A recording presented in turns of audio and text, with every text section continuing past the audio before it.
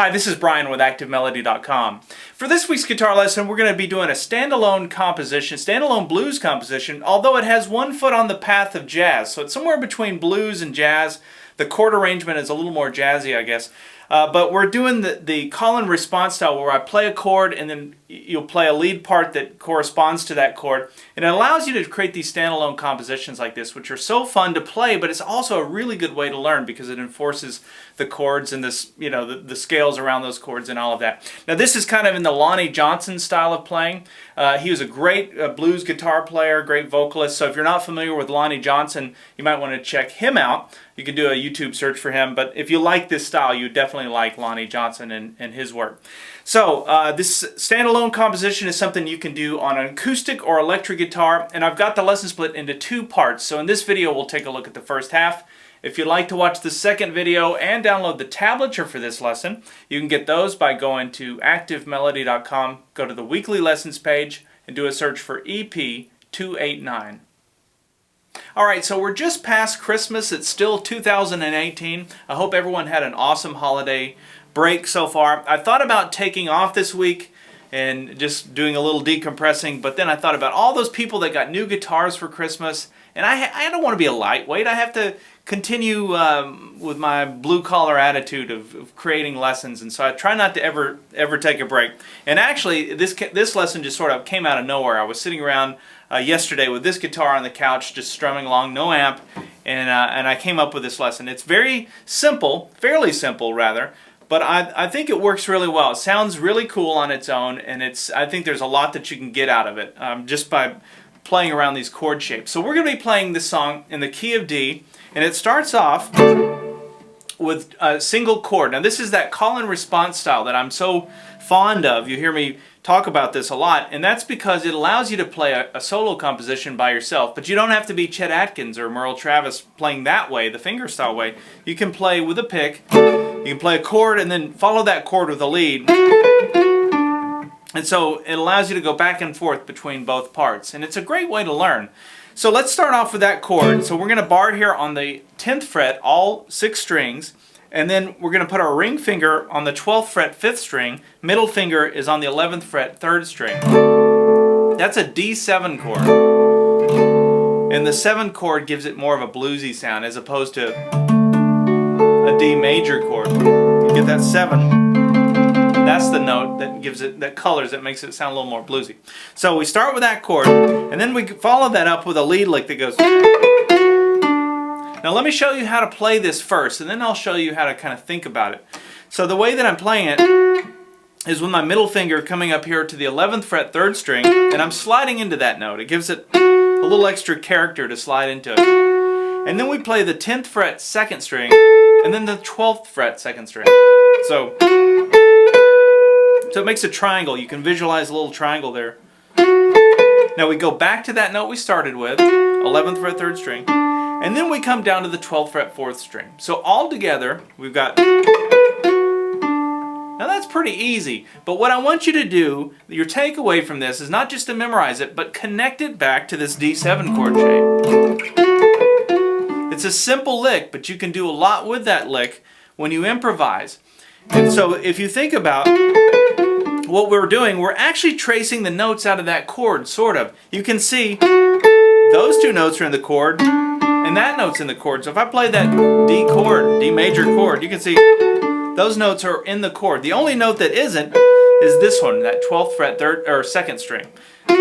And so what I want you to think about is, I'm not even thinking about scales. Now technically, if we want to get into the scale, we're playing the major pentatonic scale pattern 2, which would be for D. But I'm not thinking that way. I'm just thinking about these licks that I know around this chord shape. So that way, going forward, if you're ever playing a major chord in a song, let's say it's a G chord, it could be any style too. It doesn't have to be blues. This could be jazz, it could be country. But now you can play.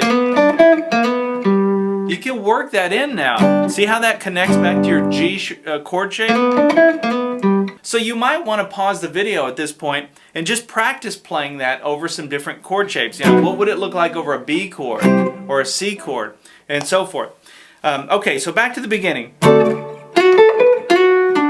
Now the next thing I played was another version of a D chord, but this is a D6 chord. So easy chord to play. All you have to do is think about your D major bar chord. That's where these three fingers are making the E chord shape. This is out of the caged system. So if you make that chord and take your pinky off and keep the other fingers in place, but put your pinky on the 12th fret 2nd string. Isn't that an awesome sounding chord? You can remember that because you can just start with your D chord or with your major chord and just reposition your pinky. And I always found that chord easy to play, and it just adds a whole different character to what you're playing. So we're still staying on a D, but now we're playing a D6 chord just to color it in a different way. So let's back it up and play it from the beginning. We have. Now notice that from a timing perspective, I hit the bass note first. That would be the 10th fret 6th string, and then the chord. And then I came down and played this. Now again, these are notes that you can connect back to this chord shape. So it starts with that 12th fret 2nd string, which is that where we moved our pinky to make it that 6th chord. Then we go back to the 10th fret 2nd string. I slid back into that 11th fret 3rd string just like we started with. So that's all familiar territory. And then watch this. So it starts there on that 12th fret, or this little run here starts on the 12th fret 4th string, which is another note that we've already played. But then I walked it down chromatically from this note down to this note, and that note would be the 10th fret 4th string. So we go from 12, 11 to 10. And you just walk it right down. Now another way you might want to think about this is to think about that pentatonic scale, pattern 1, and how that connects to this chord shape. So that's what I was doing there. I was thinking about this note and this note, which is in the pentatonic scale, but then I added this passing note here. So anytime you've got two notes like that with one empty fret in between them, most of the time you can fill in that empty fret, and that's considered a passing note or a passing tone, and it gives it to me it gives it more of a jazzy feel. This sounds a lot more jazzy than just playing the two notes that are correct. Sometimes it's good to color it a little differently. All right, so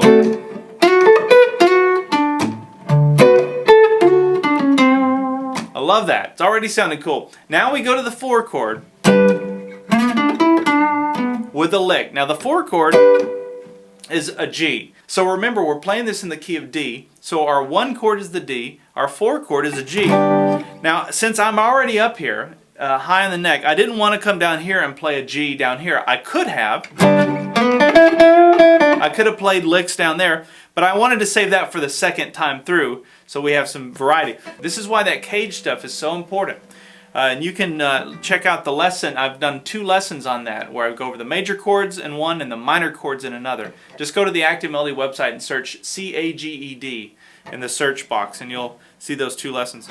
Okay, so that's how I'm playing that. I've got my pinky for a bar. Some people use their ring finger for that. But that would be barring the first 4 strings on the 12th fret, and then I've got my index finger on the 10th fret 5th string. I'm hitting that just once. That's my G chord. And then I played and came up here and played that. So what I'm doing for that is I've got my ring finger on the 12th fret 5th string, and I slide up to the 14th fret. And I'm picturing a little box here between the 12th fret and the 14th fret. That's the box. It's on the 5th string and on the 4th string. So I'm starting by sliding up to that 14th fret on the 5th string. Now we're going to go to the 12th fret 4th string and then walk it up to the 14th fret. And that's just a half bend there on that 14th fret 4th string. And that's what gives it that bluesy sound. It's just to do a half bend. Now your takeaway, I want you to walk away with this chord shape. That's your A chord shape, and then that lick off of that chord shape. So let's take it and apply it to another chord just so that the point sticks. So if we were playing this over a C chord, now you've got this real bluesy lick that you can play off of this chord shape. And that's really what improvising ends up being in the end. It's all these little things that you learn. They start to stick. Not all of them do, but you'll hang on to the ones that really resonate with you, and they become part of your sound and your vocabulary. So that's just a lick that I picked up somewhere along the way, watching somebody, listening to somebody, and I use it all the time. So when I'm playing that 4 chord, using the A chord shape out of Cage, I use that lick. Now what's cool is the next chord we're going to play, I can go back to that same lick, and it works. So the next chord we're going to play after the G chord is a D diminished 7 chord. And that diminished chord is a really cool chord because it's a slidable chord. So you can play it in different spots in the neck without moving your fingers. I'll explain that in a minute, but let me show you how to play this here. So connect it back to your D chord shape where you're barring here on the 10th fret. So think of your 10th fret as kind of home base or your root fret. And then put your pinky on the 10th fret 1st string, your ring finger on the 10th fret 3rd string, and your middle finger on the 9th fret 2nd string. And if you'll look at what those fingers are making, they're making the D7 chord shape that we learned down in 1st position. You're making that same shape, so it makes it easy to grab that part of the chord. Then you just add your index finger to the 9th fret 4th string. That's the D diminished 7 chord. Now what's cool about this is you can slide it down 1, 2, 3 frets in either direction, and it'll always be a D diminished 7. And it goes infinitely this way and infinitely this way. So if you want to add even more variety to your improvising, you can pick the notes out that way, or you can just strum the chords or whatever. And I find myself using that trick, if you want to call it a trick, tip, I guess, technique. I use that quite a bit just to color my playing. Let's back up now from the beginning. We've covered a lot already. We'll start from that first D7 chord and play up to the diminished chord.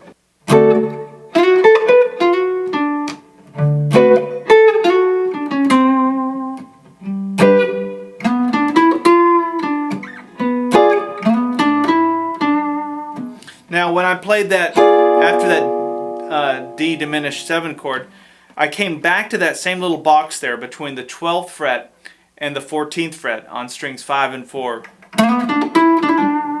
And that you can play it all kinds of different ways as long as you're playing the notes in that box. And so what I ended up playing was,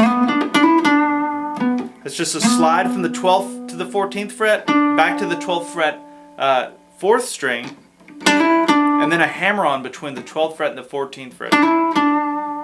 Back to the 12th fret. Okay, so now after that, then I go back to the D chord, D7 chord. That's the first one that we started with.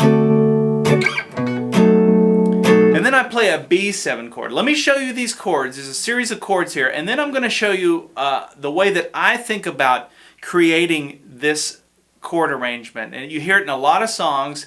And so I want you to know how to do this going forward. If you want to write a song in this style and you want to understand why these chords are working, there's a little tip that I've picked up that's more visual than anything. It's more visual definitely than it is theory, but it'll help you be able to understand it. So from the D7, we're going to take that same shape, the D7 shape, and we're going to slide it down so that we're barring the 7th fret here, and we're going to add our pinky. Keep these fingers the same, but I'm going to add my pinky to the 10th fret 2nd string. And that's just a B7 chord. It's another way to make it. Now I realize that's a B7 as well, but this just colors it in a different way by adding our pinky there. So we have the D7, the B7, and then we have an E minor 7. And to play the E minor 7, we're going to take that B7 chord shape, we're just going to jump these, keep the bar there, and take these two fingers and jump them up a set of strings. So that now that our ring finger is on the 4th string and our middle finger is on the 2nd string. And you're going to play strings 5, 4, 3, 2, and 1. That's your E minor 7. And you can add your pinky, just like you could over that B7, you can add your pinky in the same place fret-wise, but it's on a different string. So it's on the 1st string now, 10th fret. So backing up from the D,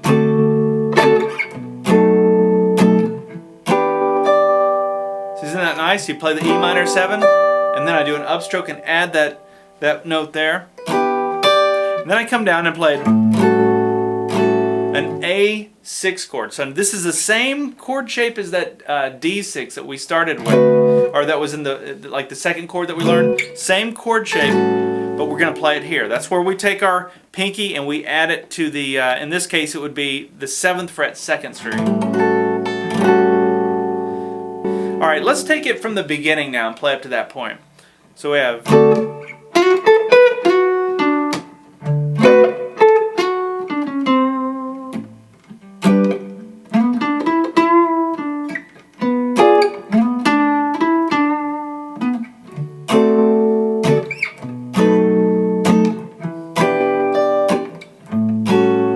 Now watch this.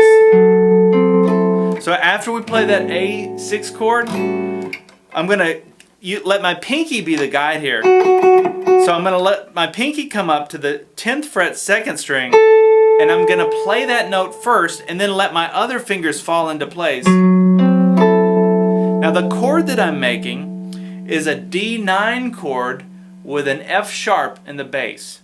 But the way that you can think about this chord is it's the exact same thing that we played when we played the D7 diminished. Remember that was the one that I showed you can move up and down? Same chord, but we're just going to move everything up a set of strings. So now our pinky is on the 2nd string. But you can see these 3 fingers are making that D7 chord shape, and we're adding our index finger here to the 9th fret 5th string. But it's a great sounding chord. Now this is also known, you've known from me, or what I call the T-Bone Walker chord. It's a very commonly used chord in blues, especially by T-Bone Walker. It's like in everything that he did, he used that chord just about. And so what I always think about, if I'm wanting to get to that chord, is I always go back to home bass, so I think about my D major bar chord, there's the bar, and then I look at this chord shape. So I can see my pinky and my ring finger are in that bar. They're in the root bar. So that hopefully helps you visualize that and think, okay, so if I wanted to play that chord shape, that T-Bone Walker chord, but I wanted to do it in A, work it out. There's your bar. So you put these 2 fingers in the same fret with the bar, and there's what it would sound like. And what's cool about that is you can always go above it and come to it, or go below it and come back to it. So it's kind of slidable in that way. Anyway, that's there's different ways you could call that chord, but I'm calling that a 9 chord. It's a D9 with an F sharp in the bass. It just makes it easier to think about. Okay, it's a lot of backstory there, but let's take it from this A6, and that's how I played it. I came up here, started with the pinky, made the rest of the chord, then played 5, 4, and then 3 and 2 at the same time.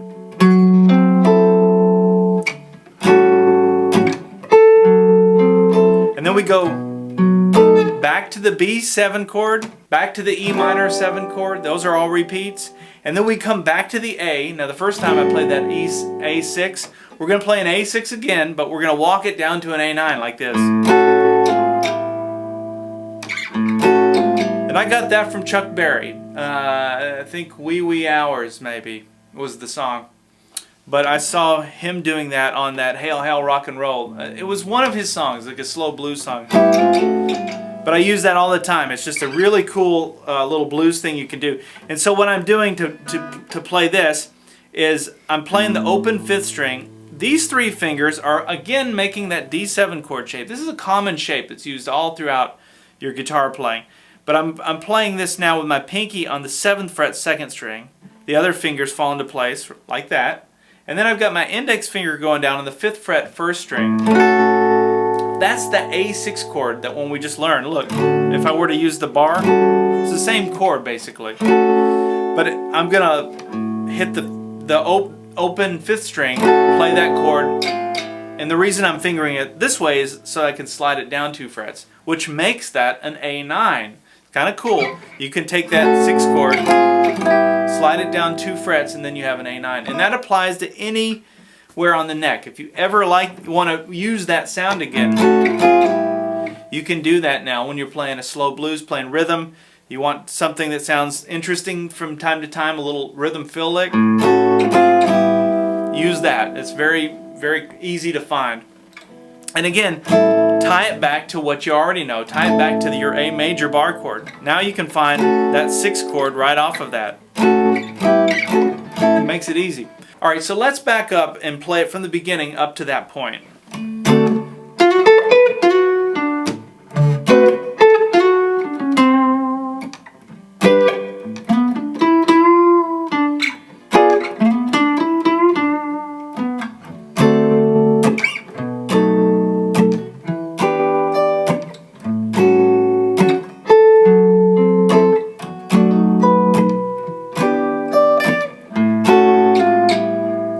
Okay, now we're ready to go through the second half.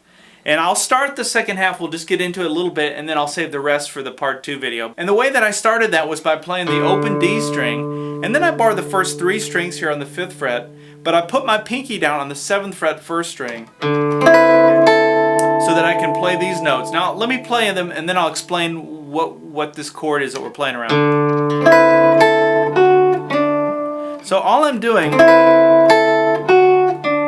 is I'm playing the 7th fret 1st string, keeping the bar there, taking my pinky off so that it goes back to the 5th fret 1st string. Then I go down on the 7th fret 2nd string, and then I go down on the 7th fret 3rd string. And if you think about the D chord using this shape, that's kind of what I'm visualizing as I'm playing these notes. I know that these 2 notes are in that chord, and that note isn't, but it's in the major scale. So that's what I'm playing. And the reason that this works is this chord is a D9 chord. And if I were to slide that up 2 frets, just aside here, that would be a D6 chord. So hopefully a light bulb has just gone off, because that should sound very, very familiar. Wait, if that's a D6, you walk it down to a D9, that sounds exactly like what we just learned, going from the A6 down to the A9. So anytime we're here and we go to here, we're going from 6 to a 9. So same is true here. And what's happening in theory, I don't want to get too into the weeds with theory, but you've got a minor chord on top of your root note, and it's putting the minor chord on top of that root note that makes it a 6 or a 9 chord. And again, I could get lost with that one trying to explain it, but just know that this chord shape, that anytime you're playing a 6 chord, walk it down 2 frets to get to your 9 chord. So using that theory, then I could take that minor chord shape where I'm just barring the 3 frets, and I could do the same thing from the A6 to the A9 if I played it up here. See, there's the A6, walk it down to the A9, same as here. Now you can play that in 2 places. So now you can do that, and then we're doing the same thing over the D. And you could play the D like that as well, using the other shape. So anyway, you can rewind that and watch it a few times. If you've got questions on that, you can leave comments, but I did want to just touch on that. Going from this position, going down 2 frets, if you're playing a 6 chord, you can always get to the 9 chord, and the 2 chords work really well together. So when we came into the second half, I played, and then I came down to the D7 chord and went. So all I'm playing is a D7 chord, strings 4, 3, 2, and 1, and then I let my pinky walk out the lead part like this. So all I'm doing, after I play the chord, pinky goes to the 3rd fret 1st string, then I slide up to the 5th fret 1st string, and then back to the D7 chord, and then I went. So 4, 3, 2, and 1 at the same time. So all together you have. All right. I think I'm going to probably stop there. I've spent a lot of time on this first half. We're going to save the rest of this where we go into the G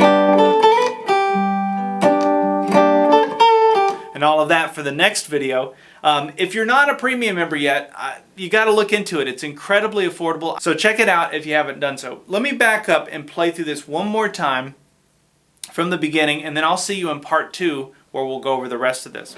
All right.